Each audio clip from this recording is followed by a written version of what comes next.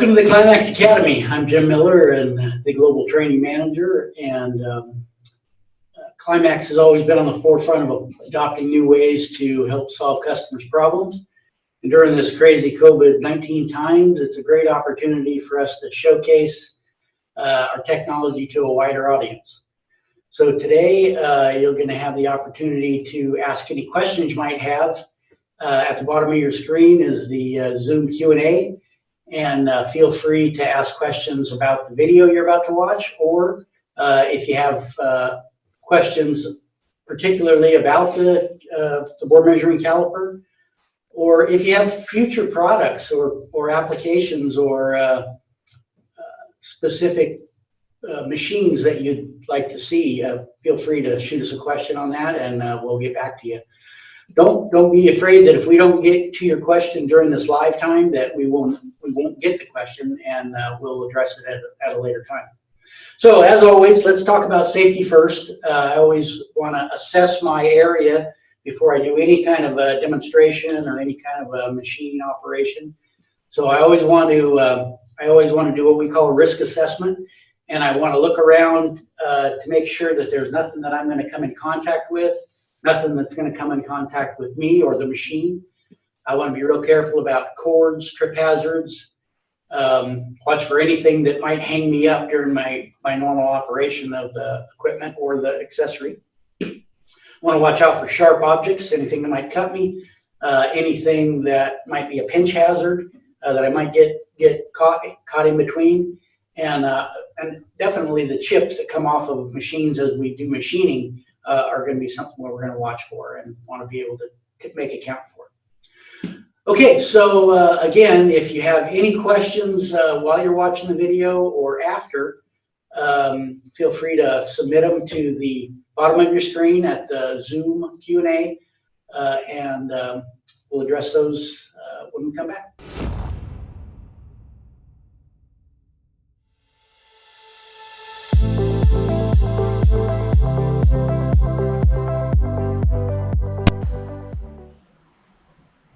Hi, my name is Jim Miller. I'm the Global Training Manager at Climax Portable Machine Tools.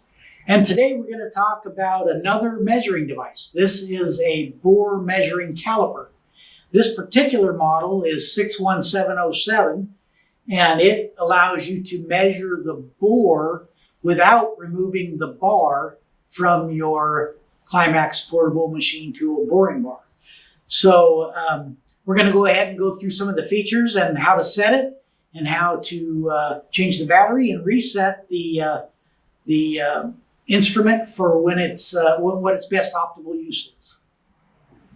Okay, so now let's look in the box and see what we have here. We have our certificate of calibration and our laminated instruction sheet. This will help you anytime you have to reset the unit or change the battery, or just go through as a reminder of how the functions work. So the unit itself, we'll go ahead and start at one end. It has an offset set of anvils to measure. It also has a digital readout that is programmable for the amount of offset of the anvils, as well as being able to use it as a standard caliper and read between the anvils. This also comes equipped with a thumb screw, so that I can lock the thumb screw down and then micro adjust the exact amount of movement that I want. And we'll show you how that feature can come in handy when you're actually measuring a bore. Okay, so let's go ahead and go through the function of the unit. One of the things that happens quite often is people will forget to turn it off and it'll run the battery down, so you have to replace the battery. So let's start out with replacing the battery. Let's go ahead and open the cover, pop the battery out. I'll grab a new battery, and we'll go ahead and pop that in and show you how that works. So every time I put a new battery in, it automatically defaults to the metric setting.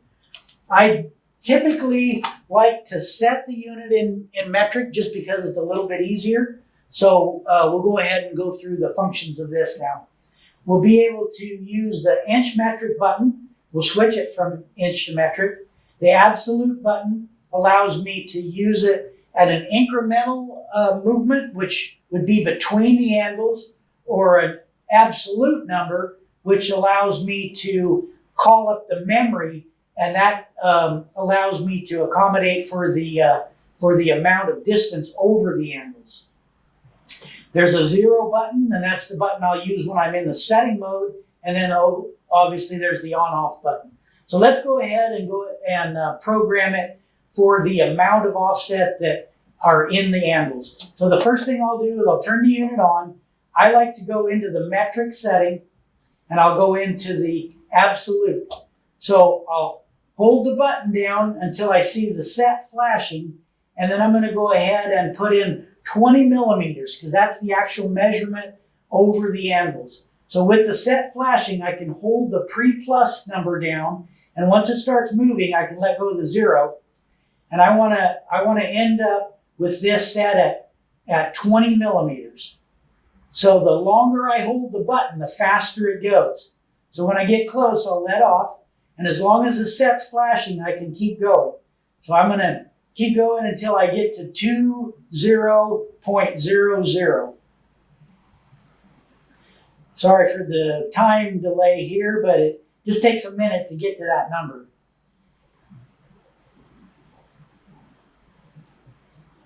So real close right now.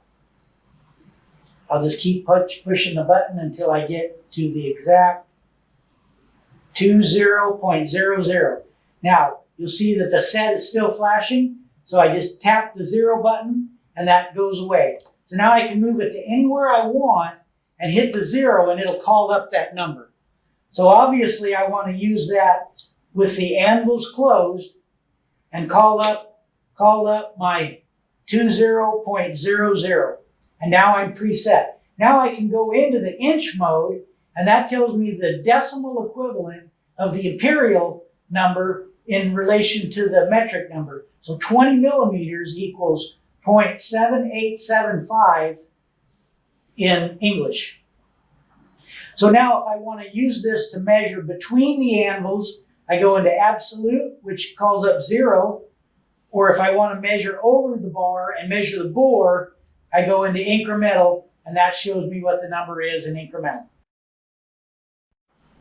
Okay, so now that we've set the unit, we'll go ahead and come over here. This is our BB5 setup, and we're going to go ahead and I'm going to show you how the best function of this caliper works. So first thing let's do is turn it on. You see that I have my preset, which is the amount over the anvils. But the first thing I'm going to want to do is just verify the unit is set correctly. I'm going to go ahead and go into incremental.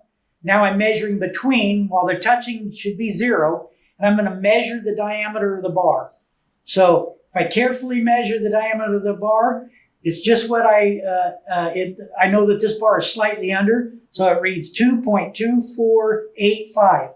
And that's pretty darn close to what I want to measure to give me the number that I want of the diameter of the bar.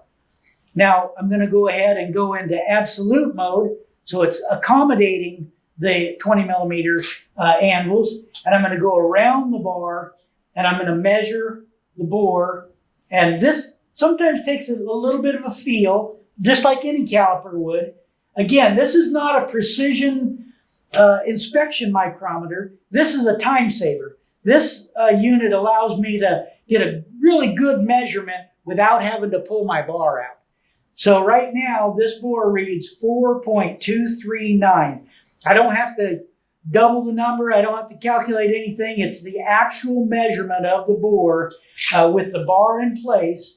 And just as a double check here, I'll just make sure that I get that same number again, and it reads the same number again. So that's the best way to use this bore caliper.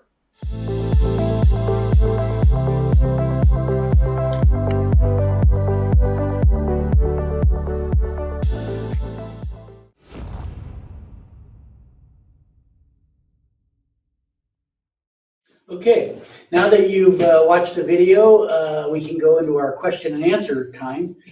And it looks like we have a couple questions to start with. First question is going to be, how accurate is the caliper? How accurate? Well, the resolution on the screen is down to 4th place, so that's 5/10, plus or minus a half a thousandths. As with any caliper, I can influence the accuracy by putting pressure as I try to read. So that's one habit I want to try to get out of. I want to be very careful about just getting a very light feel for either the inside measurement or the outside measurement. I don't ever want to put so much pressure on it that it's tight, because then it wouldn't be an accurate measurement. It's really a good idea to get something that you know what the diameter is, and just kind of double check yourself once in a while, make sure you're not over tensioning the unit. So hopefully that answers your question. Next question we have is, do you have larger calibers for the larger diameter bores, preferably bigger than 24 inches? And if not, what do you prefer? Yeah, so that's a good question. There's two of these that are basically the same design. There's one that is a 10-inch overall length, 250 millimeters, and then there's a 24-inch. Beyond that, if the bore is bigger than 24, what we normally do is revert to an inside micrometer.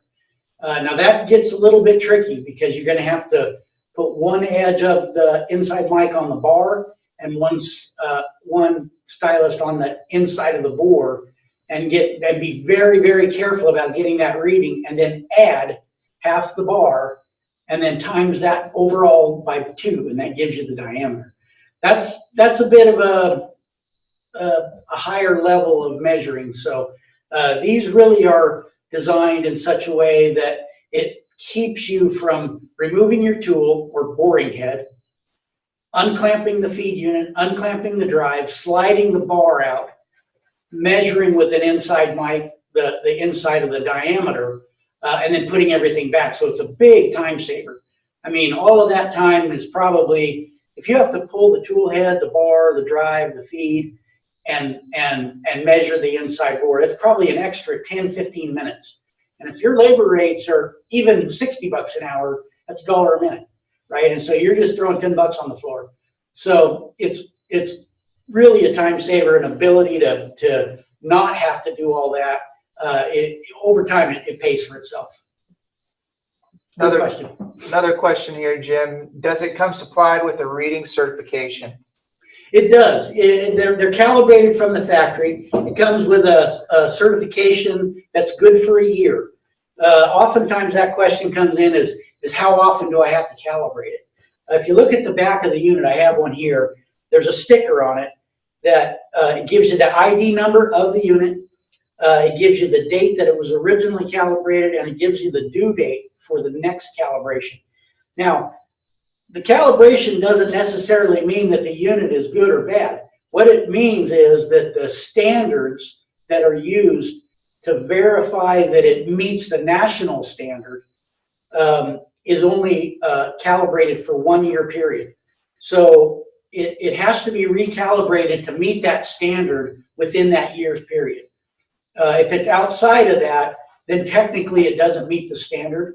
And so if you're in a shop where you have to register your calibration, they have to be calibrated every year. But if you're not, it's still a good idea to send it in and have it calibrated and cleaned and checked and make sure everything's working properly and that it is accurately working. But it's not imperative. So does the unit come in metric, or is it solely standard at inch? No, it has the ability to switch back and forth.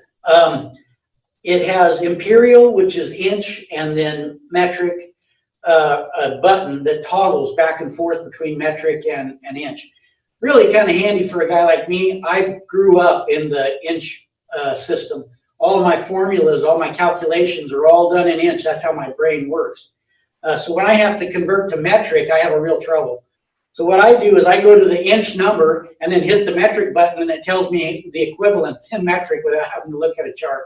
So it's kind of a little bit of a cheat, but it's a good cheat, right? I mean, we all kind of have time savers. But that's a good question. It can operate in either, and it can convert one to the other. So Do we have another one? Yeah, so do you offer spare parts, like the digital display in specific? Yes, we do.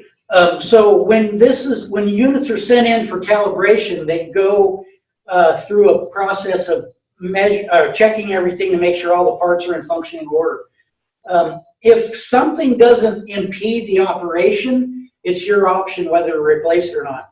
But if it impedes the operation and it can't be calibrated, then we get back to the customer and say, you need to replace the screen or the reader, or the thumb screws are bad, or whatever it might be. But there's no part on this that cannot be replaced or repaired. So that's the beauty of these. They're fully repairable. So a specific question about part number 79151. Does this clamp onto the bar, and can it be used to measure the bore and set the tool? Okay, this is not that. That's a bore measuring tool, which we covered last week. 79151 is the narrow and short bore measuring tool. That's when we had the video on last week, and that does clamp on the bar, and that does allow you to measure both the bore and the tool height. Whereas, if you remember in our last one, the bore measuring tool is measuring theoretically, right? It's sitting on the bar that's suspended in the center of the bore, and it's measuring from the bar to the radius of the bore. Whereas the caliper actually measures the bore directly with no other influence. So, in my opinion, the caliper is more accurate as far as measuring the actual bore, because there's no other influence to it. You don't have to count the measurement of the bar, the way that it clamps on the bar, all the other influences. In my view, if it's up to me, I would want both. I want the caliper to check the bore, and I want the bore measuring tool to set the tool. Now, the beauty of that is now you have a second unit that you can measure the bore or set the height, right? The bore measuring in the BMT, and then the caliper to do a double check on that bore diameter. So if it's up to me and my operation, if I'm doing it, because I've been doing this for a long time, I want both. But that's a great question. So a little bit of clarification here. After parts are replaced during the repair process, you're saying it requires a recalibration. Is that also the recertification of the tool's measurement as well? Yes. Yeah, that is the process. When you send it in for recalibration, it's recalibrated and verified that it meets the standard. If there's something that needs to be replaced, it happens during that time, and when you get the unit back, it's had the parts replaced and it's calibrated for another year. If it can't be calibrated for another year, then we'll be in touch to replace what is needed to make it to the standard that it needs to be calibrated.